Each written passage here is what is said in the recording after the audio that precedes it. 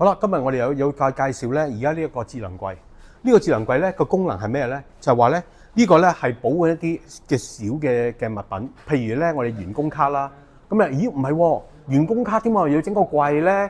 因為咧有啲員工卡咧，譬如好似舉個例喺啲好高 security 嘅地方，例如喺機場範圍裏邊，喂啲員工可以揸住個員工證係自由出入嘅地方，喂會唔會個員工佢收咗工之後，佢攞張卡翻屋企？然後佢複製咗一張係俾人哋咧，有可能㗎嚇。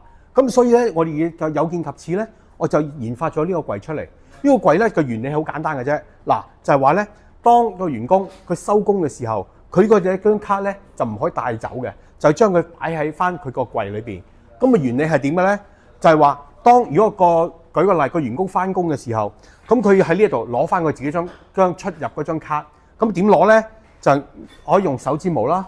或者係佢用人臉識別啦。當我識別到，阿陳大文嚟嘅喎，咁咧佢呢個櫃門咧就自動會打開，係佢嗰格，佢就可以攞翻佢張卡，就去做嘢啦。當佢收工嘅時候，都會一樣嘢，就係話我要翻到嚟認翻，陳大文，跟住咧佢彈翻去呢個門，你就可以還翻張卡啦。咁仲有樣嘢咧，就係我每一格咧，我都可以有個 sensor 喺度，就知道阿陳大文嗰張卡有冇還到，咁我喺後台我會知道。